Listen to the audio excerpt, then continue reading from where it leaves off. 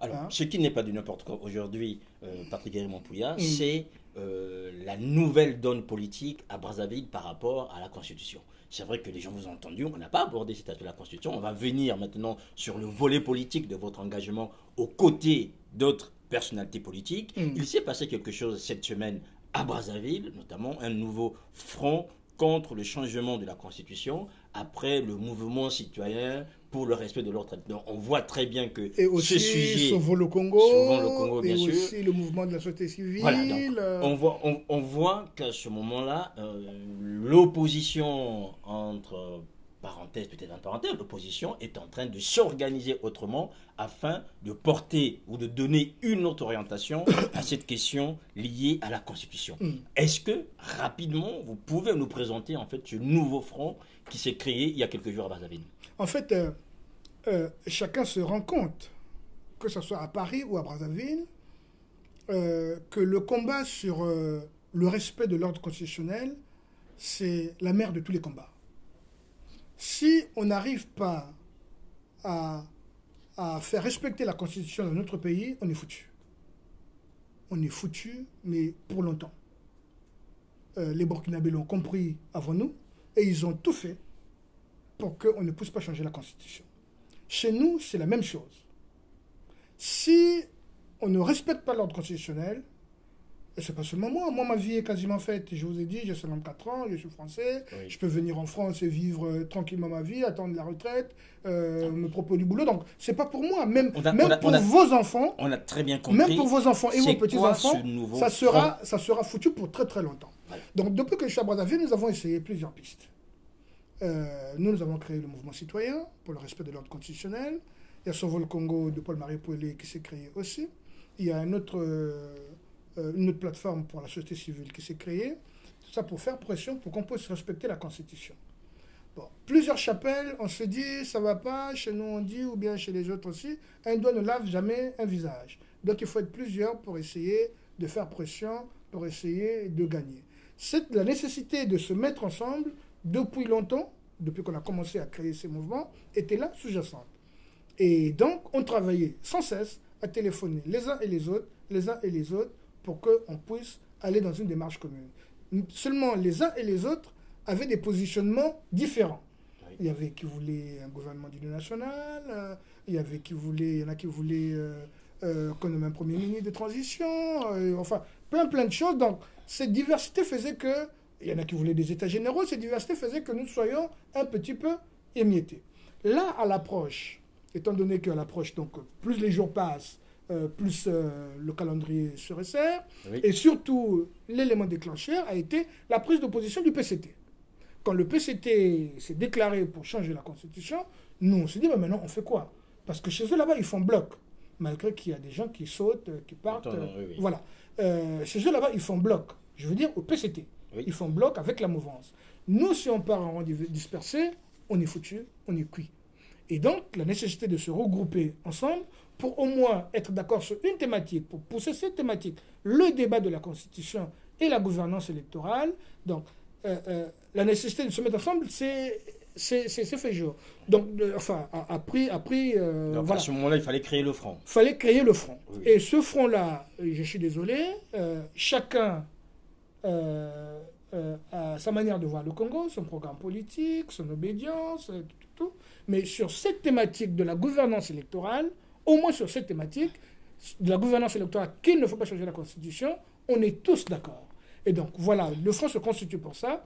Une fois qu'on aura réussi, si on réussit, je ne doute pas qu'on réussira, qu'on ne modifie pas la Constitution, chacun repart dans sa chapelle pour essayer de faire en sorte que les élections se passent bien. Enfin, alors, ce qui est intéressant avec ce front, Patrick Guéry-Montpouillat, c'est le profil des différentes organisations qui font partie. Ah, mais c'est nouveau. Vous avez, alors, on va arriver parce que cette nouveauté peut aussi faire l'objet d'inquiétude, parce que vous avez là des gens, des frustrés de la majorité présidentielle. Un peu comme le MCDDI qui ne se retrouve pas, un peu comme RDD qui a claqué la porte qui est parti, un parti qui n'a pas non plus trouvé vraiment sa place comme l'UP.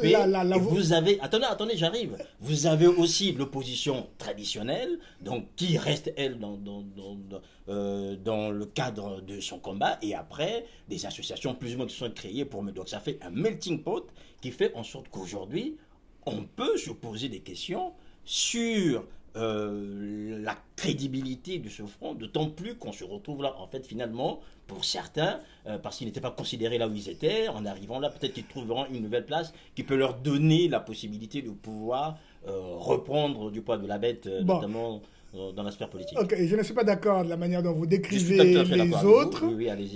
Je pourrais rester longtemps à vous expliquer le pourquoi du MCDDI, le pourquoi Non, de c'est l'UP. pas nécessaire, mais nous savons c'est pas très bien l'idée que... c'est pas l'objet de la question. Voilà, mais allez-y. la manière allez-y. dont vous schématisez, de les traiter de frustrés, c'est vraiment pas bien. Vous avez non, c'est pas que ce non, soit bien. Si vous lisez, on a vu quand même que les remords, le dernier communiqué du RDD que nous avons publié, ils ont eu des remords parce qu'ils n'ont pas été considérés la à réalité leur est juste tout autre. place La réalité par est tout rapport autre. J'aimerais vous l'expliquer. On n'aura pas beaucoup de temps. Alors, j'aimerais juste donc vous voilà. expliquer un peu ces différents profils. Alors, comment est-ce qu'on arriverait ok. à bâtir quelque chose qui tienne pour l'avenir du Congo. Alors, on est d'accord sur au moins une chose. Oui, une seule. Une chose et une seule. La politique, quand la politique disparaît, c'est la guerre qui remplace. On le voit bien. Quand on arrête les négociations, on ne peut plus négocier, c'est la guerre. Donc la politique, c'est le dialogue, c'est parler. Donc, si on ne se parle pas, c'est la guerre. Dans tous les autres pays où il y a la guerre, c'est parce que les gens ne se sont pas parlé. Or, nous, à Brazzaville, au Congo, nous n'avons pas une opposition armée. Il faut le savoir. Dans les années 90-91, il y avait des opposants qui étaient armés, qui avaient des milices. Nous avons aujourd'hui à Brazzaville, si chez Clément Mirassi avait des armes, ou si chez Mathias Santo avait des armes, on le saurait. Il les aurait trouvées. Donc nous avons une opposition qui n'est pas armée. Notre seule arme, si j'ose dire, c'est le dialogue, c'est la parole. Bon. On est au moins d'accord sur un point, ça c'est le premier point. On est au moins d'accord sur un point. Tout ce melting pot que vous avez décrit, qu'on ne doit pas changer la Constitution. Le débat sur la Constitution, c'est un faux débat. Un faux débat qu'on nous a imposé. On est d'accord sur ce point-là. On est aussi d'accord sur le fait que... Notre point lié toujours à la Constitution, mais à la modification. Non. On ne doit pas modifier, ni changer, ni modifier la Constitution. Mais modifier, on peut la modifier. La Constitution le dit. On peut modifier la Constitution, mais on ne doit pas changer la Constitution. On peut modifier la Constitution, mais on ne doit pas toucher aux articles qui sont verrouillés, l'article 185, et voilà. Donc, ça veut dire que dans ce débat sur la Constitution, je reviendrai après sur le melting pot, nous avons un partenaire qui n'est pas sincère. Ils nous disent, oui, c'est pour préparer le Congo de l'an 2000, enfin de 2025, l'après Sassou. En fait, c'est pas ça le but du PCT. Ce qu'ils ne veulent pas avouer, c'est qu'ils veulent changer la Constitution pour que M. Sassou Nguesso puisse se représenter. Faire sauter la limitation des mandats. Ça, ils ne le disent pas. Ils disent c'est pour préparer le Congo aux générations futures parce que à la nouvelle gouvernance, parce que ce machin-là, cette Constitution, mais la Constitution n'a pas trouvé ses limites. La Constitution doit s'appliquer. On a bien compris, Patrick. On peut la changer. On peut la changer. Il y a des dispositifs pour changer la Constitution. Il y a des dispositifs dans cette Constitution pour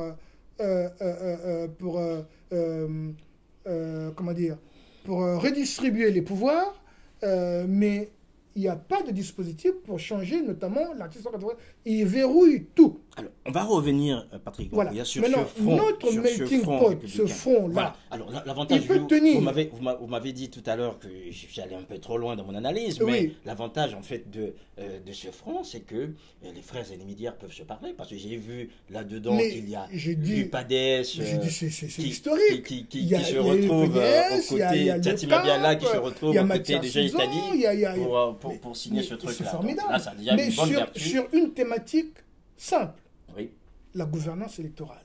Voilà. Donc on arrive donc sur cette thématique. Le problème se pose là à la gouvernance électorale. Tout le monde est tout à fait d'accord. Un grand parti comme l'UPADS ne devrait pas se retrouver avec le nombre de députés qu'il a. Donc il y a des problèmes sur la gouvernance électorale dans notre pays. L'ARD, l'Alliance Le Collectif 17, ne participe plus aux élections parce que ils sont... la commission électorale n'est pas bien, le recensement n'est pas bien. Oui. Juste une parenthèse, je dirais, moi-même j'ai été recensé 2 fois à Brazzaville, mais je n'ai pas de carte d'électeur, donc je ne peux pas voter. Et par contre, il y a des gens, des notables... Avec sa carte d'identité. Non, il faut avoir une carte d'électeur, il faut que son nom soit sur les listes électorales. Mon nom ne figure nulle part, donc je ne peux pas aller voter. Si ça me surprend. Oui. Mais de l'autre côté, on nous dit que vous n'avez pas entendu les vœux du président de la République. Alors, on va avancer. Vous avez entendu les vœux du président de la République? Que nous sommes dans un pays démocratique, que tout va bien? Nous les avons analysés ensemble avec vous. Il n'y a pas que moi, il n'y a pas que moi qui me plains de ne pas figurer dans les électorats. Finalement, on arrive, donc on voit que l'opposition s'organise. Oui. Se pose toujours un problème de leader, parce qu'aujourd'hui, tout le monde se renvoie en disant, bon, le leader, on verra si ça se part, après on verra comment ça se passe. Vous posez mal le problème. Ah. Je vous arrête sur le problème de leader. Allez-y. Vous posez très mal le problème. Si aujourd'hui, nous mettons en avant un leader à Brazzaville, oui. Dans 2 matins, il sera zigouillé. Je vous donne pour exemple la lettre des évêques. Oui. Ok? Les évêques, ils étaient tous d'accord. Quand leur truc passe sur Internet, il y a des pressions immenses, des pressions telles que tout le monde se remet en arrière. C'est-à-dire qu'aujourd'hui, nous avons un pouvoir qui fait que dès que M. Cyr Makosso, oui. si nous désignons M. Cyr Makosso comme le leader de l'opposition, vous aurez tellement de pression. Attendez, messieurs, dans cet engagement politique, il faut bien que quelqu'un prenne sur lui. Vous n'allez pas attendre que ça se parte, vous arriverez tous, non, et après on va aussi assister à des combats titanesques où on va voir des gens en train de s'étriper. C'est pas ça. Nous voulons que les règles de la gouvernance électorale soient redéfinies. Après, tout le monde se présentera. Tout le monde se présentera. Nous aurons peut-être 200 candidats. Et dans ces 200 candidats, il y aura effet d'entonnoir. On va en choisir un. Ça sera peut-être M. Cyr Makosso. Voilà. Donc, il ne faut pas nous demander de leader aujourd'hui. Si nous mettons un leader en avant et que nous disons tous derrière lui, il sera foutu, il sera mort. Ce que je peux vous demander aujourd'hui, dans tous les cas, c'est que vous êtes à Paris, vous êtes un ancien de la diaspora, vous partez, vous êtes à Brazza et vous revenez de temps en temps, vous connaissez très bien le milieu politique ici de la diaspora, vous connaissez désormais bien et mieux le milieu politique là-bas à Brazzaville, donc c'est un acteur pour nous très important pour nous donner une analyse un peu plus complète sur la situation. Aujourd'hui au sein de la diaspora, les gens qu'on écoute, que nous recevons, nous disent non au dialogue. Or, d'après ce que vous venez de dire, la création de ce front n'est pas opposée au dialogue, donc le dialogue pourrait avoir lieu. Comment est-ce que vous pensez que ceux de la diaspora rêvent? Alors, j'ai dit une chose. Tout à l'heure, j'ai dit, quand il n'y a plus de politique, il ne reste plus que la castagne. Donc, on se bat. Donc, on doit, pour faire la politique, il faut parler. Il faut dialoguer les uns avec les autres. Prenons le cas de figure où on ne fait pas de dialogue. C'est ce que j'entends ici à la diaspora. On ne fait pas de dialogue. J'ai même parlé sur ma page Facebook de la théorie de la mangue mûre. La mangue est déjà mûre, on la laisse, on s'assoit, elle va finir par tomber toute seule. Donc, on ne dialogue pas avec lui. Prenons ce cas de figure. Voilà, on arrive jusqu'en 2016, la mangue tombe. On fait quoi? On fait quoi? On va aux élections, le PCT va présenter son candidat, les listes électorales sont là, nos adversaires politiques peuvent dire effectivement ces listes électorales ont été avalisées, il y a déjà eu des élections qui ont été reconnues par la communauté internationale, donc on fait d'autres élections, à partir de... on dit quoi? Le Congo c'est un pays qui marche bien. Il y en a qui me parlent de gouvernement de transition, mais pour faire un gouvernement de transition, il faut une crise. Or nous militons pour le respect de l'ordre constitutionnel. Il n'y a pas de crise au Congo. C'est d'ailleurs notre argument. Pourquoi changer la constitution alors qu'il n'y a pas de crise au Congo? Le gouvernement lui-même, les autorités eux le reconnaissent, il n'y a pas de crise au Congo. Tout fonctionne bien. Donc on ne va pas mettre un gouvernement de transition.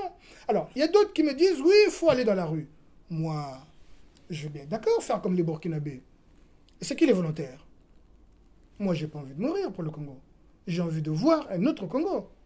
Quand on va voir nos militants qui sont traumatisés, qui ont perdu là et tout, et qu'on voit à la télé le président qui menace tout le temps, que vous allez voir ce que vous allez voir, la paix chèrement acquise et tout, on envoie qui au front? On envoie qui pour aller mourir pour le Congo, pour créer cette crise de quelle déboucherait un gouvernement d'union nationale, ou un gouvernement de transition. Voilà. Donc il faut des volontaires pour créer cette crise. Nous, au mouvement citoyen, ou là-bas à Brazzaville, nous faisons des tests pour voir si la population peut répondre à nos appels. Les réunions, les manifestations et tout. Tout le monde a peur à Brazzaville. Et les autorités instrumentalisent la peur. Oui. Instrumentalisent la peur. Donc que ça si signifie que la vous allez voir diaspora est à côté de la plaque. Et je vais aller plus loin. Quand nous se sommes attrapés, les 32 qui ont été attrapés par chez le climat Mirassa, La semaine qui a suivi, pendant qu'on était en prison, il n'y a pas beaucoup de gens qui ont appelé le président Mirassa pour l'encourager, pour le féliciter, pour lui dire, pour le remonter le moral. Personne. Il est resté chez lui avec sa femme, avec plein de trucs dans la tête, sans personne pour l'encourager. Alors, moi, je veux bien qu'on aille dans la rue. Je veux bien et je serais peut-être l'un des volontaires pour aller dans la rue. Enfin, les leaders qui ont fait, en fait, Clément Mirassa n'a pas été soutenu, c'est-à-dire, Il n'a pas été soutenu moralement quand chez lui on a fracassé tous ses meubles, quand chez lui on a cassé tout ou presque, quand les gens, on l'a même accusé que les autorités, Philippe Obara pour ne pas le nommer, a même dit que si nous étions là-bas, c'est parce que nous voulions, enfin, Mirassa voulait prendre le pouvoir sur notre sang, donc il envoie les enfants des autres se faire tuer pour que lui, il prenne le pouvoir. Voilà. Quand il y a un faisceau de trucs comme ça qui vous arrive, vous aimeriez que votre ami, votre copain, vous appelle. Et quand la diaspora dit qu'il ne faut pas de dialogue, il faut qu'il propose une autre solution. Et comment l'emmener institutionnellement, cette solution. Je vous dis qu'à Brazzaville, personne ne veut mourir. Nos populations ont déjà assez donné. Si je comprends bien... La seule voie qui nous reste, et vous avez très bien compris, c'est le dialogue. Voilà, donc, qu'on le veuille ou non, la diaspora, aujourd'hui, en France, elle est complètement à côté de la plaque. Il faut qu'elle se résolve à ce qui se passe à Brazzaville en disant qu'il faut dialoguer, que chacun prenne sur soi, qu'il dise, voilà, il faut qu'on aille au dialogue. À Brazzaville, nous sommes en train d'avancer. Pour constituer ce melting pot que vous avez décrit de manière un peu cavalière, voilà, il a fallu du travail, oui. Des réunions. Parce que c'est pas pour rien qu'on a plusieurs partis. Il y a des gens qui pensent comme ça, il y a des gens qui pensent comme ça. Et donc ça a été un travail, des coups de fil, convaincre, rien que pour arriver à ce mot d'ordre. Voilà, la gouvernance électorale, c'est tout ce qui nous intéresse comme dialogue. D'abord dialogue sur la gouvernance électorale. Quel est votre message aux leaders de l'opposition ici au Sénat Diaspora? Qu'est-ce que vous voulez leur dire concrètement? Les leaders de la diaspora, vraiment, je leur dis, moi j'aime beaucoup la diaspora. Je fais en quelque sorte partie de la diaspora. Je leur dirais une seule chose, il faut être raisonnable. Un enfant ne marche jamais du jour au lendemain. Il apprend à marcher, il se lève, il tombe, il se lève, il tombe, jusqu'au jour où il peut marcher. Nous ne construirons pas une démocratie bien viable que tout le monde souhaite une fois que ça se sera parti. Voilà. Il nous faudra du temps pour construire cette démocratie. Donc j'appelle vraiment la diaspora à suivre de très près ce qui se passe à Brazzaville. Et ici, se réunir, faire exactement ce qu'on a fait à Brazzaville, être sur une même thématique, sur un mot d'ordre commun. Voilà. Nous devons tous nous réunir. Si le front que nous avons créé là-bas travaille avec une sorte de front ici à Paris, on aura gagné presque le combat. Voilà, c'est sur cette victoire souhaitée par M. Patrick Éric Mampouya, ici présent, notre invité, que nous allons mettre un terme à cet entretien. Patrick Éric Mampouya, merci. C'est moi qui vous remercie parce que cette prise de parole a été une sorte de thérapie. Je l'ai dit hors champ. Tout ce que je vous dis, encore plein de choses, plein d'anecdotes à raconter, mais je ne le peux pas parce que les journalistes au Congo, vous savez ce qu'ils valent. Je remercie beaucoup Ziana TV. S'il fallait vous payer pour cette thérapie, je le ferais presque. Il y a encore beaucoup de choses à dire, mais bon, comme vous dites que c'est la fin, ce sera la fin. Peut-être qu'à d'autres occasions, j'aurai encore beaucoup d'anecdotes à vous raconter. Voilà, tout en sachant que de Brazzaville pouvait intervenir sur Ziana TV. Il n'y a pas de problème. Nous appelons au téléphone et parfois nous sommes contactés par les personnalités politiques à Brazzaville, Clément Mirassa, Mathias Ndon et bien d'autres, ont déjà eu l'opportunité de passer sur Ziana TV au moment où ils ne pouvaient le faire nulle part ailleurs. Voilà. Merci, mesdames, messieurs, pour votre fidélité. Merci à Noko Kumunga Koso pour les images. Merci aux hommes et femmes de l'équipe de Ziana TV. Portez-vous bien et à très bientôt. Au revoir.